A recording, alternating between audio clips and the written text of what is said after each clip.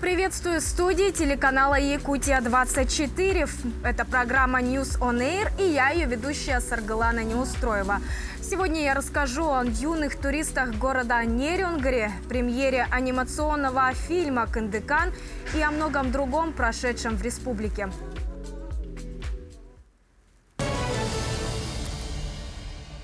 С 30 мая заработали паромные переправы на реке Лене, Якутск-Нижний Бестях, и на реке Алдан, Мегина-Алдан-Кискил.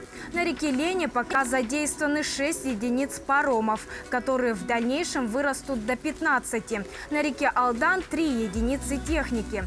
Какая обстановка на берегу и что везут загруженные фуры, в Якутск узнавала Велена Спиридонова. Сейчас здесь ждем почти 3 дня. 3 дня уже ждете? 3 дня, да. А арбуз откуда везете? Узбекистан. Так, и что вы скажете про паромную переправу? В этом году она готова, нет? Это прошлый год это нормально был. Это год что-то чуть-чуть долго идет. Попасть на паромную переправу спешат не только предприниматели, но и обычные жители. Кому-то не терпится начать путешествовать, кто-то уже заполняет свои командированные удостоверения, а кого-то заждались родные. Берега что в Якутске, что на Нижнем Бестяхе переполнены машинами. Ждать ли автомобильного коллапса этим летом? И цены довольно-таки оптимальные. По сравнению, то, что, допустим, на лодке, если пассажир стоит 500 рублей, то тут пассажир, получается, водитель 500 рублей и машина. Я думаю, что внутренний туризм у нас развивается, поэтому мы ожидаем наплыв. На данный момент работаем по загрузке с 8 утра и до заката, потому что в темное время суток не рекомендуется сейчас движение. Как отмечают водители, порядок перевозок значительно улучшился. Очереди стали проходить быстрее по сравнению с предыдущими годами. Это ваш сегодня первый паром?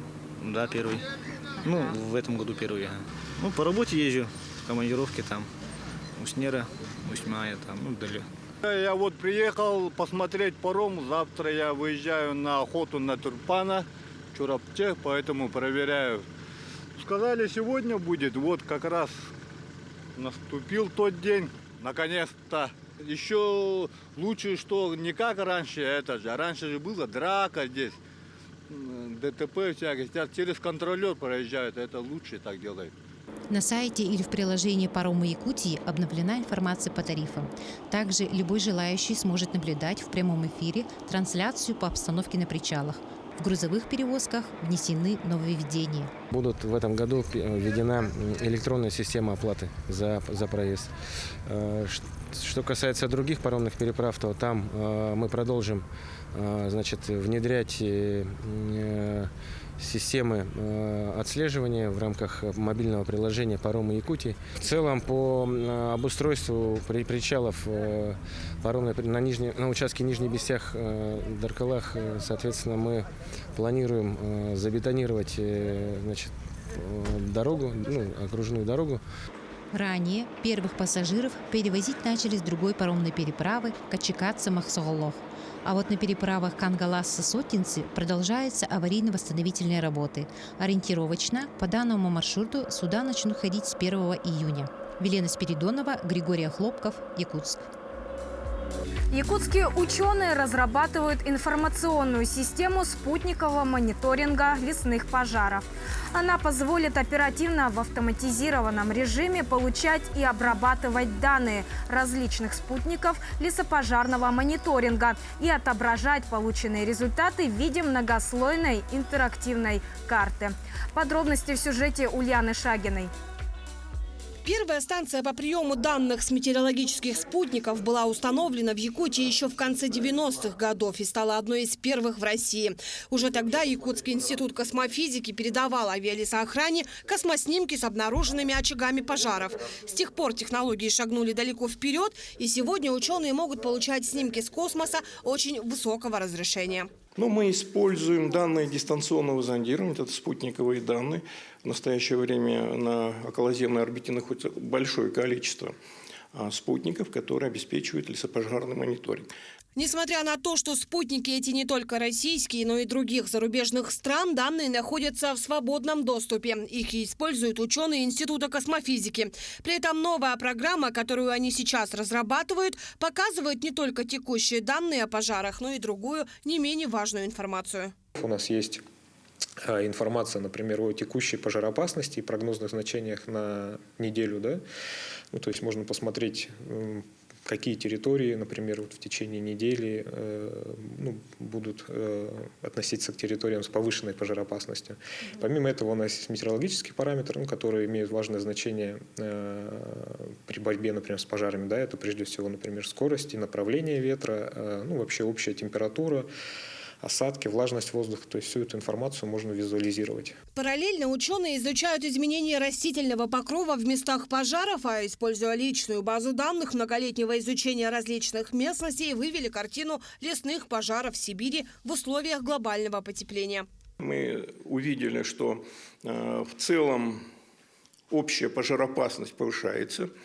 Более того, наметились тенденции, что более раннего начала, поскольку в некоторые регионы Якутии, например, весна стала приходить раньше, причем заметно раньше. Данные со спутника помогают изучать и экологию на месте природных пожаров. К примеру, выделение метана, которое еще больше нагревает атмосферу.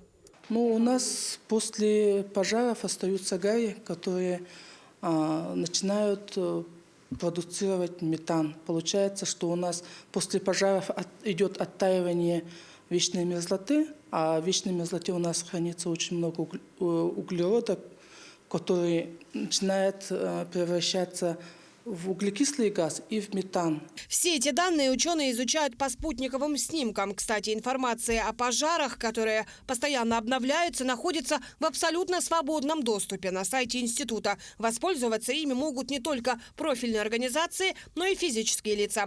Ульяна Шагина, Семен Семенов, Якутск. Новосибирские волонтеры проводят бесплатную стерилизацию собак и кошек в Якутске.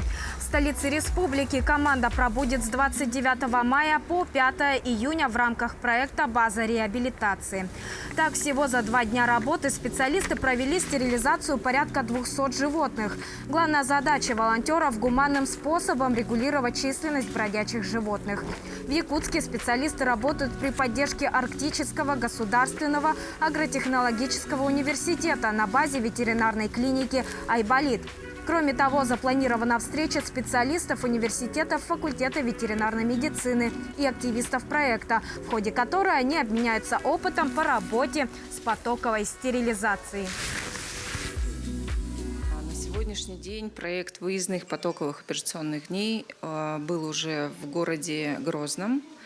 В приюте Рамзана Кадырова. Мы были также осенью в Петропавловске-Камчатском. Одна из миссий проекта, что после нашего приезда, точнее, во время нашего приезда мы передаем опыт, и мы учим волонтеров организовывать подобные операционные дни. И после нашего уезда волонтеры подхватывают эстафету и продолжают эту миссию. Это очень важно. К концу подошла туристская олимпиада среди детских садов, которую проводят члены Всероссийского студенческого корпуса спасателей из города Нерюнгри.